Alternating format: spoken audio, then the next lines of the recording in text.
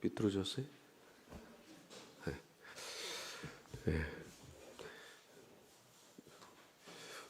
수는 많지 않지만은 귀한 우리의 같은 교우가 돼서 너무나 반갑습니다. 새신자라고 하지만은 수준 높은 찬송을 불러서 이 새신자인지 구신자인지 구별이 안 되네.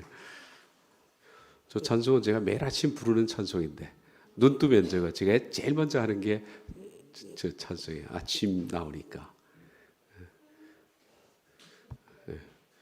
불러보세요. 여러분들 집에 가서 아침에 눈 뜨면 저 찬송 탁 부르고 시작하면 참 좋습니다.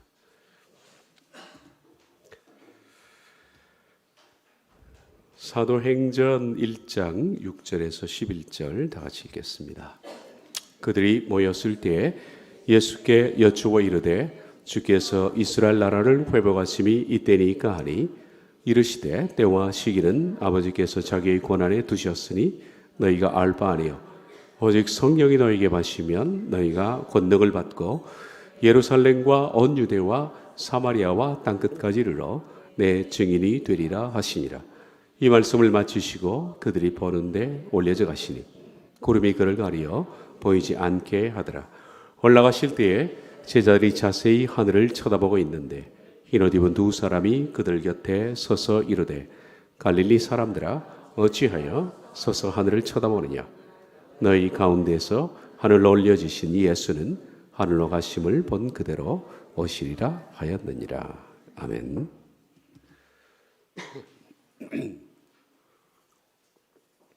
지난 시간에 승천 세 번째 시간을 다 마치질 못해서 승천 세 번째 끝부분을 하고 오늘 이제 기도에 관해서 말씀을 나누겠습니다.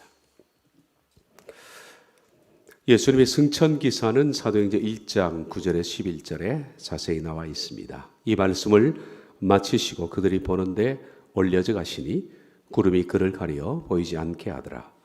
올라가실 때 제자들이 자세히 하늘을 쳐다보고 있는데 흰옷 입은 두 사람이 그들 곁에 서서 이르되 갈릴리 사람들아 어찌하여 서서 하늘을 쳐다보느냐. 너희 가운데서 하늘로 올려지신 예수는 하늘로 가심을 본 그대로 오시리라 하였느니라. 이 승천 기사는 사도행전에도 있고 누가가 또 누가복음에 유일하게 기록하고 있습니다. 승천 기사는 누가복음과 사도행전, 기록자는 누가만 기록되어 있는 겁니다. 누가복음 24장에 똑같은 상황인데 약간 다른 묘사입니다. 예수께서 그들을 데리시고 베다니아까지 나가사 이 장소를 이제 베다니라는 것이 사도행전과 다르죠.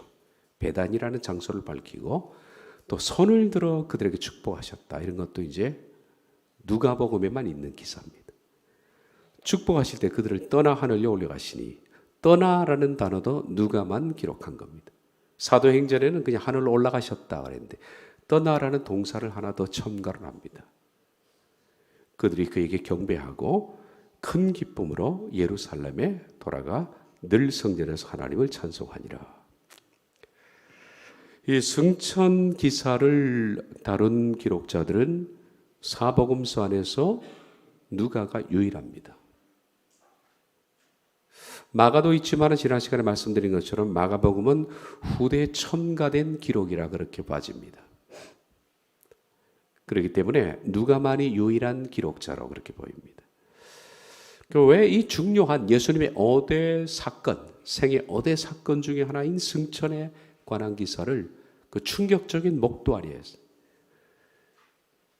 보는 데서 올려간 것은 충격적인 목도입니다만은 그것을 다른 복음서 기록자들은 기록하지 않고 오직 누가만 기록한 목적이 바로 기록자들의 목적에 있다. 그렇게 말씀드렸습니다.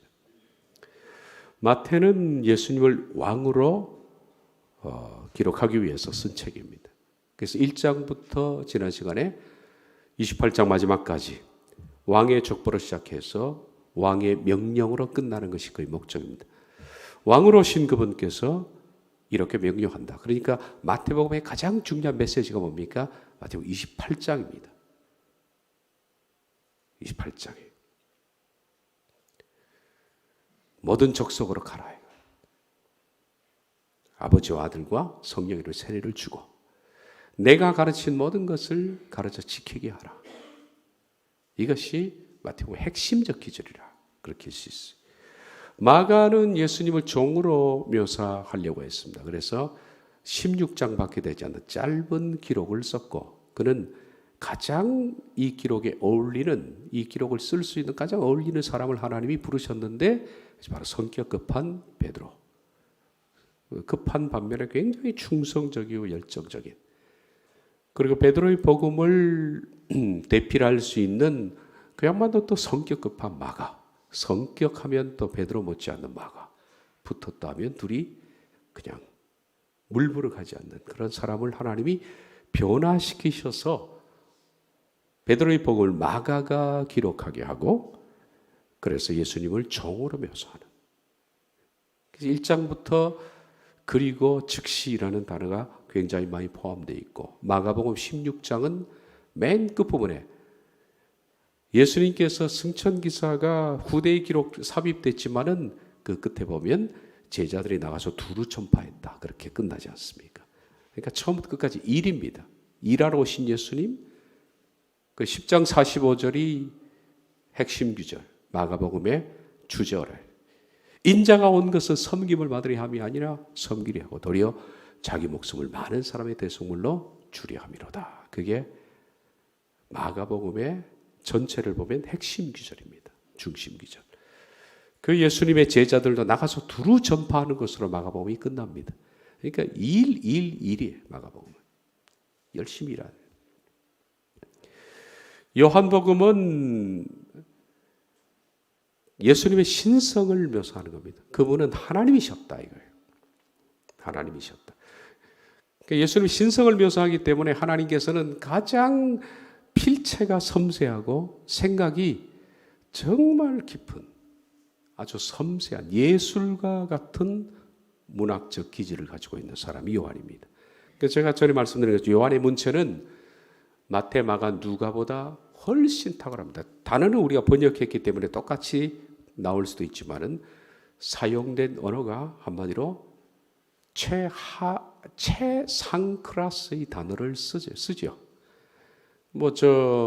마가복음 같은 단어는 그냥 시장 바닥에 돌아다니는 언어라고 할 수 있다면 요한복음은 굉장히 고급스러운 언어를 씁니다. 요한의 성품이 그렇고 글 쓰는 것이 굉장히 섬세하고 여성스러운. 오죽 요한이 여성스러웠으면 미켈란젤로가 예수님의 성만찬상을 그리면서 수염 붙이지 않는 유일한 남자를 요한으로 묘사했잖아요. 그래서 성만찬상에 12제자 가운데 수염이 없는 사람이 요한입니다. 그래서 이걸 가지고 잘못된 사람들은 이게 여자다 뭐 그래가지고요. 예수님이 뭐 옆에 마리아가 앉았다는 둥 뭐 엉뚱한 얘기를 하고 있죠. 좀 웃기는 얘기죠. 요한입니다. 요한은 수염을 미켈란젤로가 그릴 수 없을 정도로 여성스러워요. 이런 섬세한 요한을 부르셔서 하나님이 바로 예수님이 하나님이시다. 이걸 기록한 겁니다. 그래서 요한복음 1장을 열면 요한복음의 족보 대신에 그분의 하나님이심을 밝히는 내용이 나옵니다. 제가 요한복음이 가장 어려운 책이라고 그랬죠. 성경 가운데 가장 깊고 어려운 성경이 요한복음입니다. 해석하기가. 태초에 말씀이 계시니라. 이 말씀이 하나님과 함께 계셨으니 이 말씀은 곧 하나님이시라. 바로 로고스가 하나님이시다. 우리는 아직 로고스라는 개념을 잘 모르지 않습니까? 로고스라는 개념을 설명을 들으려면 몇 시간을 들어야 됩니다. 히랍 사회에서 어떻게 로고스가 쓰였는가? 그 로고스, 그러니까 예수님을 로고스라고 표현합니다. 로고스. 히랍 사회에서 썼던 그 로고스가 태초, 이 만물이 시작될 그 이전부터 계셔왔다. 이렇게 태초에 계셨다. 이 번역이 미스예요. 잘못된 번역입니다. 태초 이전부터 계속 계시고 있는 중이었다. 이렇게 돼요. 그 로고스가 하나님을 향하여 있었다. 함께라는 단어 틀린 겁니다. 하나님을 향하여 있었다. 이 로고스는 곧 하나님이시다. 이 짧은 문장, 이게 굉장히 많은, 요한복음 1장 1절 하나만 봐도 굉장히 깊은 내용을 많이 내포하고 있습니다. 이 로고스는 태초에 하나님을 향하여 있었고 만물이 그를 통하여 되어진 바 되었는데 되어진 것이 하나도 그를 제외하고서는 된 것이 없느니라. 그 로고스 안에 생명이 있었으니 생명들이 사람의 빛이라. 어렵죠, 내용이죠. 그래서 그분이 하나님이시다, 요한복음에.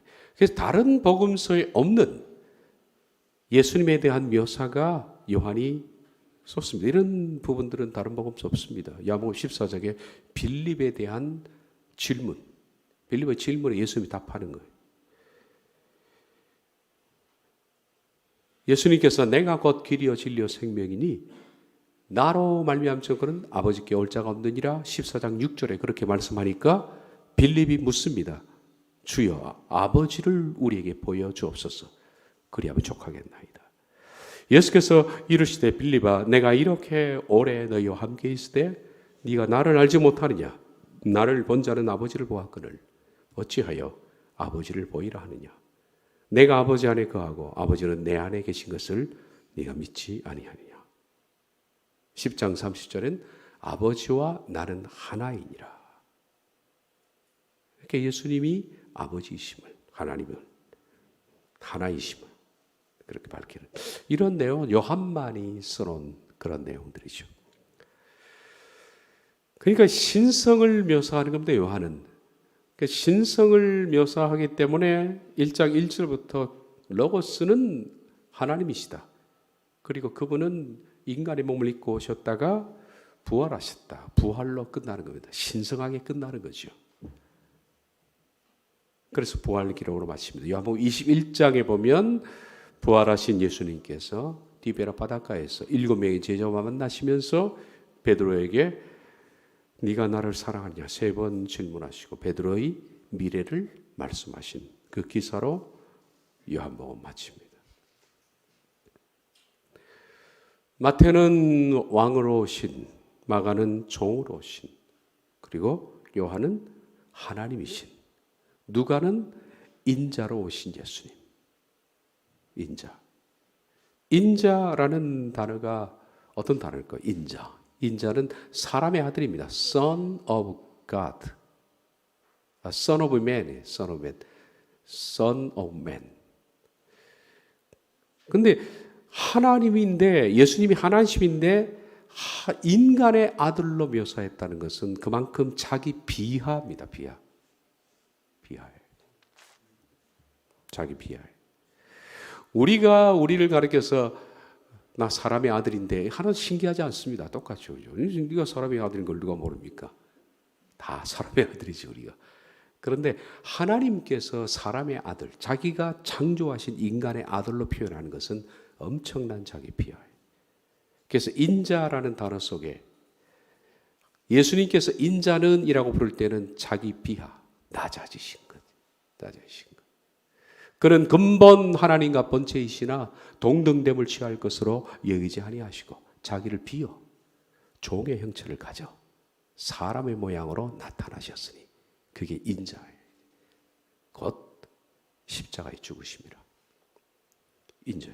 사람의 모양으로만 나타난 거에도 엄청난 자기 비하인데 낮아짐인데 게다가 사람에게 십자가에서 죽으신 인자예요. 이렇게 낮아지신 인자 속에는 뭐가 들었을까요? 인간을 불쌍히 여기는 마음이에요. 그래서 예수님의 인자라는 단어는 벤 아담입니다. 히브리어로 벤 아담. 벤은 아들이고 아담은 인간입니다. 그래서 인간의 아들. 벤 아담이 이제 구약적 언어라면 신약적 언어가 인자입니다. 같은 단어인데요. 이 아담의 아들로 오신 거예요. 자기 비하와 동시에 인간을 얼마나 사랑하면, 사람을 얼마나 사랑하면 그분이 인간의 아들로 오셨을까? 그래서 인자는 그 속에 하나님의 인간에 대한 지극한 사랑, 박애가 들어있는 거예요. 박애가.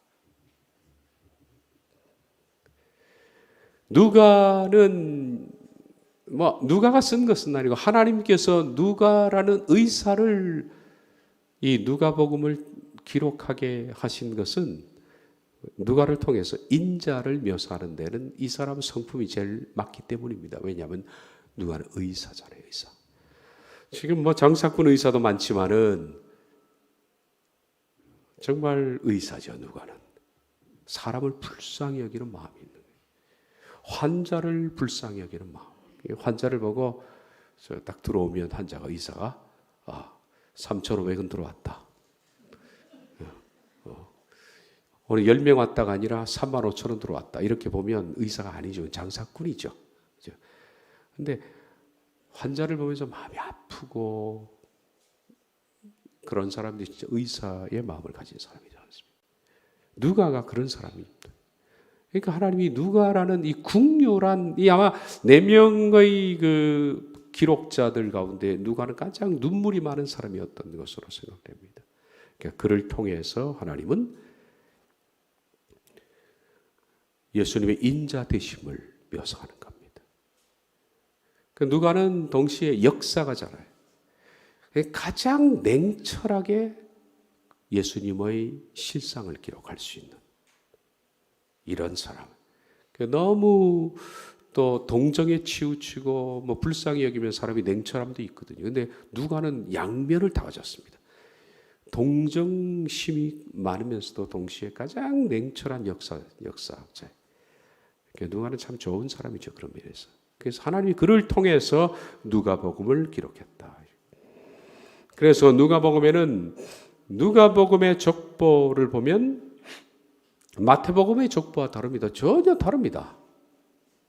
전부 왕이 못된 사람들을 통해서 아담까지 올라가는. 그러니까 누가복음의 족보는 언더그라운드에 있는 사람들입니다. 사람들 보기에 밖으로 이름난 사람, 알려진 사람이 아니라 잘 모르는 사람들.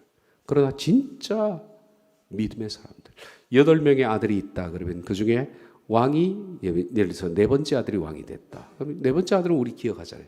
이 4번째 왕 된 이 아들은 마태복음이 쓰고 있어요. 누구, 왕의. 근데 누가는 8명의 아들 가운데 4번째 이거 무조건 제외하는 게 아니라 다 포함해서 이 중에 진짜 신앙인이 누구냐? 진짜 영적인 장자가 누구냐? 다윗의 아들 가운데서 왕이 된 사람은 솔로몬입니다. 그런데 진짜 왕이 될 신앙을 가진 사람은 나단이다. 그렇게 나단. 그래서 나단을 집어넣고 있다. 누가 보면 그래서 다른 족보가.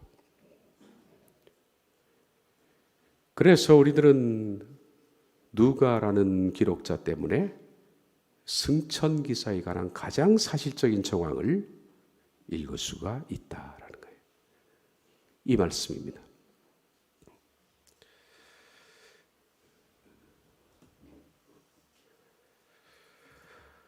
자, 예수님이 승천하신 장소는 누가복음과 사도행전을 종합해 보면 배다리 앞까지 갔다. 그리고 이게 산이라고 그랬습니다. 그래서 배단위 근처에 감람산이 있거든요. 감람산으로 추정됩니다. 감람산에서 그분은 승천하셨다. 승천하실 당시에 예수님은 손을 들어 축복을 하셨다. 손을 드신 것으로 나와 있습니다. 그런 손을 든 상태로 하늘로 올라가셨다. 누가복음 24장 52절 보면 그들을 떠나 하늘로 올라가셨다. 이제 떠나라는 것은 니에스테가 분리되셨다. 강제로 분리하셨다라는 뜻입니다. 그래서 제가 그 상황을 한번 상상을 해봤습니다. 올려주셨다도 마찬가지로 수동태인데요. 이건 잡고 끌어올렸다 이런 뜻입니다. 그러니까 제자들과 함께 이렇게 서 있을 거 아니에요. 상황이.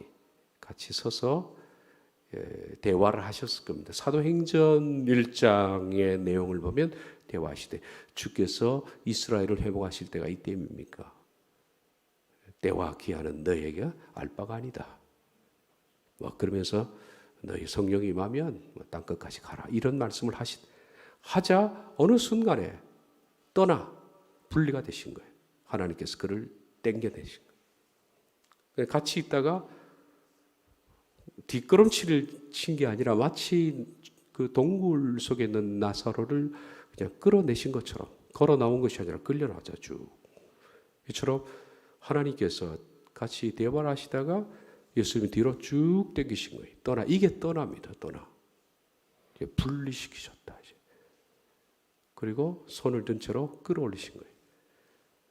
하나님이 끌어올리신 그 장면 한번 머릿속으로 생각해 보시면 이렇게 가셨구나 하는 것을 알 수가 있다. 하나님이 하신 수동태니까. 다시 말해서 예수님을 쭉 무리 가운데서 땡겨내셨고, 그러자 그분이 손을 드셨고 축복하신 상태에서 끌어올리신 분은 하나님이다. 그래서 머릿속으로 한번 그림을 그렇게 그려봤습니다. 승천처럼 재림 역시 아버지의 권한에 의해서 그렇게 결정된다.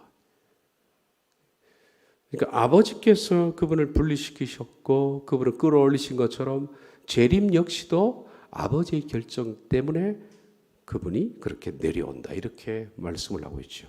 올라가실 때 제자들이 자세히 하늘을 쳐다보고 있는데 흰옷 입은 두 사람이 그들 곁에 서서 이르되 갈릴리 사람들아 어찌하여 서서 하늘을 쳐다보느냐.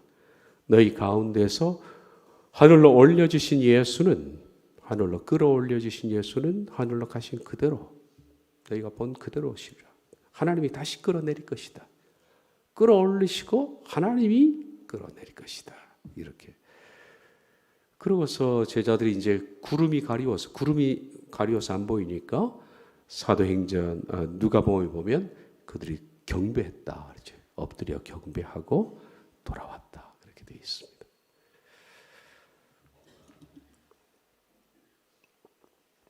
자, 사도행전 1장은 이렇게 네 가지를 우리가 나누어서 보고 있었습니다.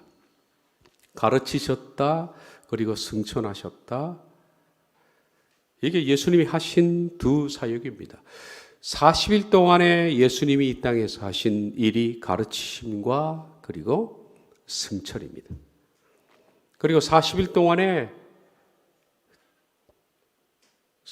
성령 강림을 기다리기까지 그들이 했던 것은 기도한 것과 가론 유다 대신 마띠아를 선출한 이겁니다. 우리 이제 세 번째, 오늘부터 이제 기도 잠깐 보고 좀 마띠아 선출 과정을 보면서 40일간의 예수님의 행적, 제자들의 행적을 이제 마치려는 거예요. 오늘 세 번째 이제 기도입니다. 사도행전 1장 12에서 14절 제자들이 감람원이라 하는 산에서부터 예루살렘에 돌아오니 이 산은 예루살렘에서 가까워 안식일에 가기 알맞은 길이라. 들어가 그들이 유하는 다락방으로 올라가며 베드로, 요한, 야고보, 안드레와 빌립, 도모와 바돌로메, 마테오와 및 알페오의 아들 야고보, 셀로신 시몬, 야고보의 아들 유다가 다 거기 있어 여자들과 예수의 여벌이 많이 와 예수의 아우들과 더불어 마음을 같이하여 오로지 기도에 힘쓰니라. 기도입니다.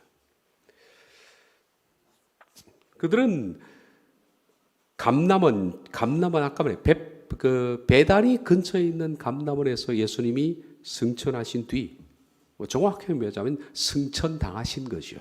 수동태니까. 그 뒤에 그들이 다락방으로 돌아왔다. 예루살렘에. 그렇게 되어 있습니다. 제자들이 감람원이라는 산에서부터 예루살렘에 돌아오니 이 산은 예루살렘에서 가까워 안식일에 가기 알맞은 길이라. 예루살렘에 돌아왔는데 안식일에 알맞은 곳, 이 표현은 그냥 참조사항으로 말씀을 드립니다.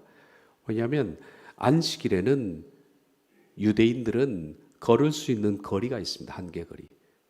그걸 지나치게 걸으면 돌 맞아 죽습니다. 걷는 것도 일이라고. 안식이 일해서 안 되잖아요. 그죠? 그 노동이라 그렇게 하는. 그래서 안식일에는 1.1km, 2,000규빗으로 결정을 했습니다. 성경에 있는 게 아닙니다. 랍비들이 결정했습니다. 이게 유대인들의 그 미드라시법, 미드라시, 할라카, 탈무드, 미시나 이거죠. 네 가지 법 가운데 미드라시법입니다. 미드라시법에 이제 미시나법에 1.1km 이상을 걸으면 안 된다. 2000규빗. 대충 그렇게 계산했습니다. 1규빗이 55cm 뭐 정도 이렇게 보면 적당합니다. 여기서부터 여기까지 팔꿈치가 1규빗이거든요. 사람마다 뭐 숏다리가 있고 롱다리고 다른데 다 다르지 않습니까? 그러니까 여러분의 1규빗과 제 1규빗이 다르겠죠. 어쨌든 보편적으로 한 50에서 55 정도. 이거로 이제 단위를 측량하는 거예요. 옛날에 자가 없으니까 이걸로 이제 잰 겁니다. 이렇게 하나, 둘, 하나 해서 10규빗 그러면 그래서 규빗이라는 것이 나왔죠. 구약 성경에 보면 노아 방주는 뭐 600규빗이고 뭐 이런 거 나오지 않습니까? 다 그걸로 잰 겁니다. 그러니까 1.1규빗, 그러니까 이 감람산에서부터 베다니 근처에 있는 감람산에서부터 1.1 그 거리까지밖에 안 되는 거기에 그들이 모인 장소가 있었다. 성경에는 다락방으로 들어갔다. 그렇게 예루살렘의 한 다락방. 뭐 성지 순례 가신 분들은 알겠지만은 예루살렘 바로 근처, 예루살렘 성문 밖과 바로 이어지는 것이 감람산입니다. 감람산이 위에 있고 예루살렘 성은 밑에 있거든요. 감람산에 내다보면 바로 예루살렘 밑이 이렇게 보이죠. 거기 있는 다락방으로 들어갔습니다. 그러니까 감람산에서 1.1규빗이라는 거니까 예루살렘 성이라 하더라도 예루살렘 성문 가까이 있는 집이에요. 이게 안쪽으로 들어가면 거리가 한참 되니까 거의 성문 입구에 있는 집이라 그렇게 보입니다. 그렇기 때문에 이 다락방이 좀 미스테리합니다. 제가 이 미스테리한 거는 사도행 2장에서 제가 말씀을 드릴 겁니다. 예수님께서 명령했기 때문에 그들은 떠나지 않았습니다. 명령 뭡니까? 예루살렘에 거하라. 이것이 명령이었습니다. 누가복음 24장 47절 그의 이름으로 죄사함을 받게 하는 회개가 예루살렘에서 시작하여 모든 족속에게 전파될 것이 기록되었으니 엠마오로 가는 두 제자에게 예수님께서 말씀을 하셨습니다. 회개가 예루살렘에서 시작해서 모든 족속에 전파된다. 정말 그랬죠. 지금 보면 누가복음 24장 49절에 내가 내 아버지께서 약속하신 것을 너에게 보내리니 너희는 위로부터 능력으로 입혀질 때까지 이 성에 머물라. 그래서 예루살렘 성에 머물라 하셨고 사도행 1장 4절에도 사도와 함께 모이사 그들에게 분부하여 이르시되 예루살렘을 떠나지 말고 내게 들은 바 아버지께서 약속하신 것을 기다리라. 그래서 약속하신 것이 뭔지는 그들이 모릅니다. 모르지만은 예루살렘의 그 다락방으로 들어갔습니다. 일단 기다리는 거예요. 사도행전 1장 13절 상반절을 보면 들어가 그들이 유하는 다락방으로 올라가니. 다락방. 이 다락방 하니까 우리나라 개념으로는 보통 집이 있고 위에 조그만한 어떤 집으로 이렇게 생각합니다만은 유대인들의 다락방은 우리나라 개념의 다락방이 아니라 2층 집입니다. 그냥 집 2층이 다락방이에요. 우리 개념으로 하자면 2층 집입니다. 그걸 다락방으로 표현한 겁니다. 이 다락방은 유대인들이 거의 그 당시에는 3층 집 이런 거는 별로 없어요. 거의 2층 집. 크다 그러면 2층 집이에요. 3층 집, 4층 집 이런 건 없고요. 그렇기 때문에 1층은 사람들이 아무래도 거리에 많이 다니니까 창틈 사이로 이렇게 보이기도 하고 불편하지 시선이. 그래서 유대인들은 좀 돈이 있는 사람들은 반드시 2층을 지어가지고 2층이 지나가는 사람의 시선이 안 보이니까 거기가 편안한 쉼터예요. 안식. 거기서 그들은 보통 학자들은 연구도 하고 그리고 거기서 집필하는 사람 집필을 하고 그 손님들이 오면 그 2층 거기서 접대하기도 하고 응접실처럼 말입니다. 그래서 좋은 공간으로 초대 교회에는 그리스도인들이 모임 장소로 거의 2층을 다락방을 사용하는 그런 시선으로부터 좀 자유로운 그런 장소라고 생각하면 됩니다. 이 부유한 사람들에게 다락방은 하나의 안락한 거실입니다. 안 보이니까 사람들이 거기에 쉼이나 중요한 회의를 가지기도 했고 초대교회에서는 그리스도인들에게는 시선을 피해서 집회나 기도의 장소로 사용됐습니다. 여기 다락방으로 올라가니 하는 그 다락방 앞에 정관사가 붙어 있습니다. 영어의 the upper room, 정관사 the가 붙어 있습니다. 그러니까 그 다락방이라는 것은 그들이 예루살렘에 돌아와서 들어갔던 것이 예전부터 다녔던 그들의 늘 갔던 일상적인 그 장소였다라는 얘기입니다. 그럼 이 장소는 생소한 것이 아니었다. 이제. 그래서 아마 그 다락방이라는 것은 우리가 제일 먼저 다락방 하면 떠오르는 게 뭡니까? 예수님의 다락방 강화, 예수님의 고별 설교, 예수님이 잡히시기 전날 고별 설교, 마지막 설교했던 거기서 고별 설교를 하셨고, 그다음에 세족식도 하셨고, 가룟 유다가 있다가 나간 뒤에 예수님께서 만찬식을 했잖아요. 성만찬식. 예. 그게 요한복음 13장부터 해서 17장까지가 다락방 설교라고 합니다. 다른 말로 하면 고별 설교죠. 고별 설교.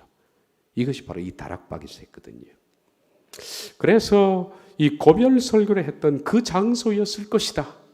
그러니까 정관사가 붙어 있죠. 그리고 부활 이후에 예수님의 제자들이 너무 무서워서 그들이 문들을 걸어 잠그고 숨어 있는데 예수님께서 문을 통과해서 그들에게 나타나서 평안하라 그렇게 말씀하신 그 장소일 것이다. 뭐 동일한 건 모릅니다. 추정입니다. 추정. 그리고 오순절 성령 강림이 앞으로 곧 있을 오순절 성령 강림 때 모여서 기도했던 그 장소가 다락방일 것이다. 그렇다면 마가의 다락방일 것이다 라고 추정합니다. 추정은 추정일 뿐입니다. 성령 강림이 마가의 다락방에서 있었다는 기록은 성경 한 군데도 없어요, 여러분. 사람들이 그냥 마가의 다락방으로 추정을 해서 마가의 다락방 이렇게 거기에 성령이 임했다 그렇게 얘기하잖아요. 그런데 성경에 그런 말씀은 없어요. 마치 뭐와 똑같으냐면 예수님의 우편과 좌편에 못 박힌 강도가 있지 않습니까? 우편. 근데 회개한 강도를 우편 강도다 그러잖아요. 우편 강도. 근데 성경에 없잖아요. 동방 박사가 3명이다. 예물이 3개니까 3명이지. 한 명이 두 개를 들고 올 수도 있잖아요. 그죠? 한 명이, 근데 동방 박사들 복수가 되어 있기 때문에 아니면 4명이 3개를 들고 올 수도 있고 5명이 들고 올 수도 있고 동방 박사들이 몇 명인지 모릅니다. 우리는. 근데 그런 막연한 주장처럼 성령 강림 그런 마가의 다락방 이렇게 사람들이 딱 단정을 합니다만은 성경은 그런 얘기가 없습니다. 이 문제는 제가 그냥 추정 사항이니까 추정은 추정으로 끝나죠. 그래서 마가의 다락방이 아닐 수도 있다라는 추정을 제가 말씀을 2장 들어가서 제가 말씀을 드리겠습니다. 어쨌든 그렇게 추정할 뿐입니다. 이것이 지금 현재 있는 예루살렘에 있는 마가 다락방입니다. 마가의 다락방이라고 알려져 있지만 진짜 마가의 다락방이냐? 그건 모릅니다. 가톨릭들은 그냥 아무데나 만들어 놓고 막 이건 예수님이 기도한 방이다 그러면 가서 돈 내고 기도하고 촛불 켜고 난리법석을 들지 않습니까? 이것이 예수님이 탄생하신 베들레헴이다. 베들레헴의 바로 그 구유다. 그러면 가서 거기 위에다가 큰 예배당을 지어놓고 막 돈 내고 촛불 켜고 막 난리법석을 치는 게 가톨릭이니까. 지금 성지순례에 있는 예수님의 유적지들은 아닐 가능성이 많습니다. 그 장소가. 그래서 마가의 다락방도 그 중에 하나일 겁니다. 어쨌든 마가의 다락방이라고 알려진 이 장소. 저도 한 20년 전에 올라가 봤습니다만 여기. 이게 다락방이에요. 그러니까 우리가 생각하는 개념의 다락방이 아니죠. 기어서 올라가서 일어서 머리 받치고 이제 둘이 앉아가지고 그냥 이불을 뒤집어 쓰고 소곤소곤 얘기하던 그 다락방이 아니라 2층 집. 그러니까 여기 120명이나 모였죠. 큰 집입니다. 그 1층보다 실은 2층이 더 커요. 층고가 높고 훨씬 많이 모일 수 있는 그런 장소입니다.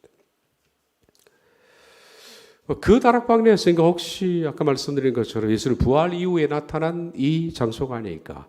그날 곧 안식 후 첫날 저녁 때 제자들이 유대인들을 두려워하여 모인 곳에 문들을 닫았더니 이것도 다락방이라는 기사는 없습니다. 근데 추정하는 거예요. 숨을 장소 같으면 2층밖에 안 된다. 1층은 시선 때문에. 그렇다면 이것이 다락방인 것이다. 이렇게 추정을 하는 거예요.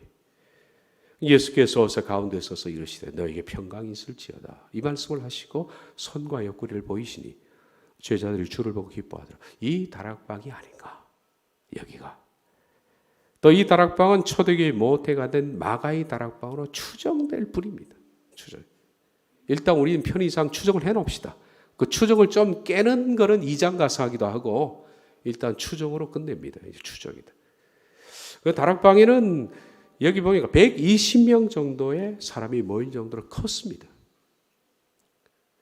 분명한 것은 마가의 어머니, 마가는 이름이 요한 마가입니다. 그래서 사도행전에 요한이라는 표현으로도 써요. 요한 마가입니다. 이 요한 마가의 어머니 마리아가 굉장히 적극적이었어요. 그 마리아는 아마 초대교회 유명한 바울과 함께 동역했던 바나바의 누이일 것으로. 바나바의 누이지요, 누이. 바나바의 누이입니다. 그러니까 마가는 바나바의 조카입니다. 그런데 이 마리아라는 여사 굉장히 헌신적이고 예루살렘에 이처럼 큰 집을 가지고 있었으니까 부유하고 그리고 마가복음 보면 마가의 옷, 우리 한글 성경에는 개역이 번역이 잘 안 돼 있지만은 마가가 입은 것이 요셉처럼 색동옷입니다. 그거 입고 겟세마네 동산에서 마가가 졸졸 따라다니다가 너무 무서워가지고 나 아니에요. 그리고 막 도망가다가 잡으니까 옷 입은 채로 벗어두고 벌거벗은 몸으로 도망가고 그랬다고 그러잖아요. 마가. 굉장히 부잣집 아들이에요. 그러니까 이렇게 부유한 어머니 마리아가 자신의 모든 것을 통해서 예수님께 헌신했던 그런 여자입니다. 그러면서 자기 집도 이렇게 오픈해서 모임의 장소가 됐을 것이다 라고 추정하는 거죠. 이 120명 정도의 사람들이 모였는데 아마 마가인 다락방으로 일단 추정을 합시다. 여기에 모였습니다. 그 모인 사람들의 이력들에 대해서 쭉 쓰여져 있습니다. 들어가 그들이 요한은 다락방으로 올라가니 베드로, 요한, 야고보, 안드레아, 빌립, 도마, 바들로메, 마테아 및 알피오의 아들 야고보, 세로신 시몬, 야고보의 아들 유다 거기 다 있어요. 이 가론 유다가 아닙니다. 야고보의 아들 유다. 11명입니다. 한 명은 아직 안 뽑았습니다. 지금 11명. 그리고 또 누가 있었냐? 여자들. 또 예수의 어머니 마리아와 예수의 아우들. 이론이 모였습니다. 이들이 더불어 마음을 같이하여 오로지 기도에 힘쓰니라. 모인 무리의 수가 약 120명이더라. 그러니까 이 사람들이 120명이라는 겁니다. 이 모인 수가 120이니까 이 120명의 사람들을 한번 카운트를 해봅시다. 몇 번째? 11명의 제자. 가론 유다를 뺀 야고보의 아들 유다까지 11명. 그 다음에 여자들 예수님의 어머니 마리아 한 사람. 예수님의 아우들. 자, 예수님의 아우들은 몇 명? 4명입니다. 예수님의 아우들 4명, 누이 동생도 있는데 누이 동생들이 복수로 나와 있거든요. 그러니까 최소한 2명 이상. 예수님의 동생은 여동생을 포함해서 최소한 6명 이상입니다. 6명 이상. 7명 될 수 있고 8명 될 수 있어요. 그런데 누이 동생들은 제외합니다. 왜냐하면 여기에 예수님의 아우들이라고 나와요. 남자. 제가 찾아보니까 남성 복수입니다. 남성 복수. 그래서 누이는 뺐습니다. 그러니까 4명입니다. 예수님의 아우들은 4명입니다. 누가복음 6장 3절을 보면 이 사람이 마리아의 아들 목수가 아니냐. 여기 누가복음 6장 3절을 보니까 마리아의 아들 목수. 아버지가 예수님의 육신적인 그런 법적으로 육신의 아버지가 된 요셉이 살아있었다면 요셉의 아들 목수 이렇게 나와야 되는데 마리아의 아들 이렇게 나오니까 요셉은 일찍 사망을 했어요. 일찍. 요셉은. 그렇죠? 일찍 사망했습니다. 그러니까 누가복음 3장 2절에 요셉은 이 자식들 낳고 일찍 세상을 뜬 것으로 이렇게 보입니다. 예수님의 동생들 아우들이 뭐 야고보서를 기록한 야고보. 그죠? 그다음에 요셉, 유다서를 기록한 유다. 예수님의 동생 가운데 성경 기록자가 둘 나옵니다. 야고보, 유다. 그다음에 시몬 이렇게 4명입니다. 또 그 너희들이 우리와 함께 있지. 복수로 나와 있죠. 그러니까 6명 이상의 동생. 아우들 4명이에요. 자, 그렇다면 카운트를 해보면 11명의 제자, 마리아 1명, 12명, 예수님의 아우들 4명 하면 16명. 근데 모인 수는 120명쯤 되더라. 그러면 120에서 16을 빼면 약 104명 정도, 120명이 아니라 쯤 되니까 정확한 수를 모릅니다. 약 104명 정도, 104명 정도가 다 누굽니까? 여자들입니다. 여자들. 그러니까 120명의 사람들은 전부 여자 천지, 여기. 도대체 나 이걸 보면서 남자들은 뭐하고. 참, 나 서글펐어, 이거 보면서. 계산해 보면서. 남자들은 다 어디 갔을까? 설거지하러 갔을까요? 그런데 예수님의 적극적인 후원자들이 전부 여자입니다. 여자예요. 이 점은 남자들이 정말 반성해야 될 문제인지 아니면 여자들이 남편에게 용돈을 안 줘서 생기는 문제인지 난 그걸 모르겠습니다. 어쨌든 여성 천국입니다. 여성 천국. 104명 마리아 포함하니까 105명. 120명의 사람들, 약 120명의 모인 사람들 가운데 104명 정도가, 105명 정도가 여자. 이들 전체가 2장의 마가의 다락방에서 성령을 받는 그 수가 그대로 이어지는지 아니면 마가의 다락방과 다른 곳에서 성령이 강림하셨는지는 미스테리. 그건 모릅니다. 그건 몰라요. 어쨌든 예수님의 승천 이후에 모인 사람들이 120. 우리가 마가 다락방에 모인 사람의 수가 120명이다. 와 성령이 120명이 강림하셨다. 이렇게 일반적으로 얘기하지만은 그건 성경에서 확실한 얘기는 못 됩니다. 추정입니다. 하여튼 대다수 여자예요. 이 여자들은 예수님의 사역 기간 동안에 그리고 십자가 죽음과 장사를 지낼 때 계속 따라다녔던 이들로서 예수님의 사역을 후원했던 이들이고, 그리고 이 다락방이 마가 다락방이라면 마가의 어머니 마리아가 이들 여자들 가운데 하나, 예수님의 서포터입니다. 예수님 서포터. 이 지상에 예수님이 계시면서 서포터했던 수많은 여자들.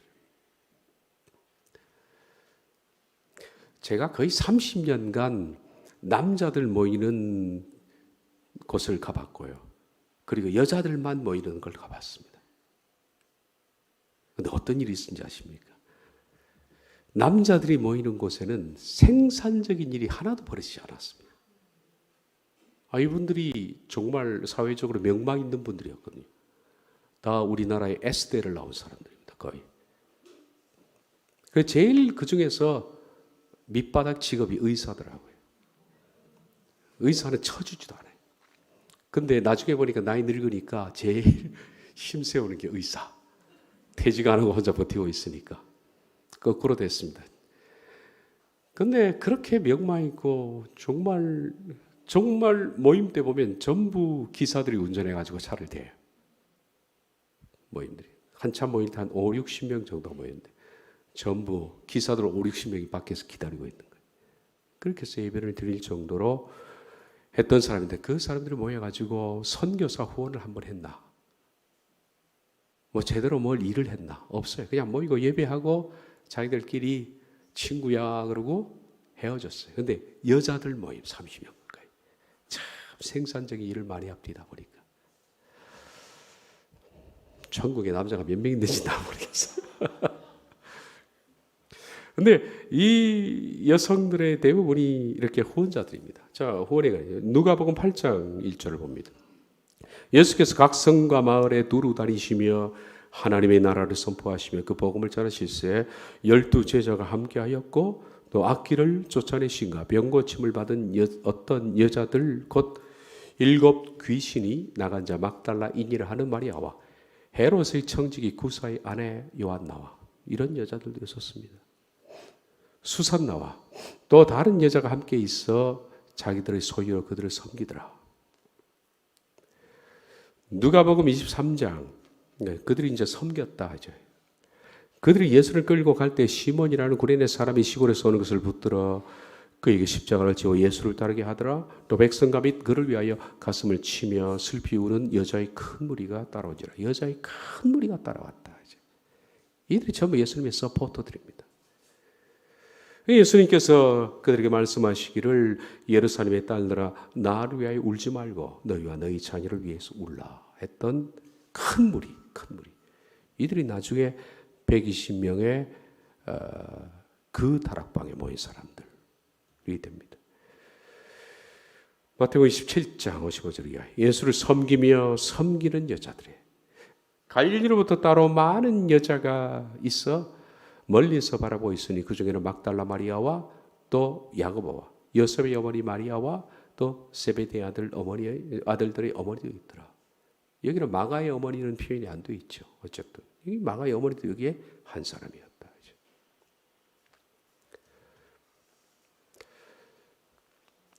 자, 사도행전 아까 봤던 말씀 들어가 그들이 요한은 다락방으로 올라가니 베드로, 요한, 야고보, 안드레, 빌립 쭉 나오면서 여자들과 이 여자들이 바로 예수님 끝까지 따라다닌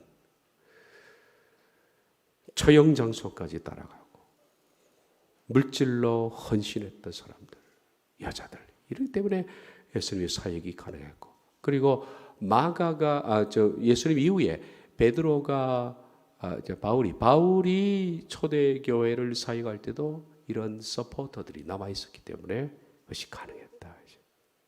이들이 오롯이 기도하며 힘썼다. 이들로 인해서 위대한 교회가 탄생하는 겁니다. 구속사의 대전환점이 되며 하나님의 위대한 일이 시작됩니다. 교회가 출산되기 전에 바로 출산을 향한 진통, 그것이 바로 기도였다. 마지막으로 그들은 거기서 마음을 같이하여 오로지 기도에 힘썼다. 마음을 같이 했다라는 것은 한 열정을 가졌다. 호모 두마돈, 호모는 같아라는 뜻입니다. 똑같은 호모. 두마돈은 열정입니다. 그러니까 마음을 같이 했다가 한 열정을 가지고 120명의 사람들이 똑같은 열정을 가지고 그건 구경꾼이 없었다는 얘기입니다. 그리고 좀 남들이 열정적으로 기도할 때 자기는 그냥 시들한 사람도 없었고 똑같이 열정을 가진 120명의 사람들이 마음을 같이 했다. 힘썼다. 플러스 칼테레오. 이건 향하여라는 단어와 칼테레오는 아주 똑같이 지치지 않고 일관적으로 같은 힘을 가지고 밀어붙여 기도했다는 뜻입니다. 그러니까 마음을 갖춰야 오로지 힘썼다는 것은 같은 열정을 가지고 열정이 식지 않은 채 끝까지 계속 기도했다. 이게 바로 초대교회의 탄생의 원동력이 된 것이다. 여기까지만 하도록 하겠습니다. 기도하겠습니다.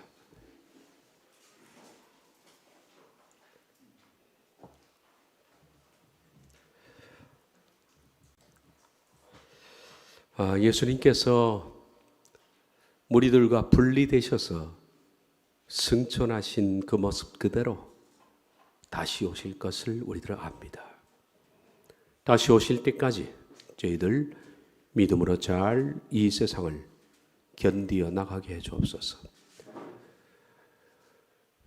결코 진리로 인해서 우리가 이 세상과 융합하거나 타협하지 않게 하시고 끝까지 진리를 고수하고 진리의 바른 길을 따라 걸어가는 우리 모두가 되기를 원합니다. 예수님의 이름으로 기도하옵나이다. 아멘.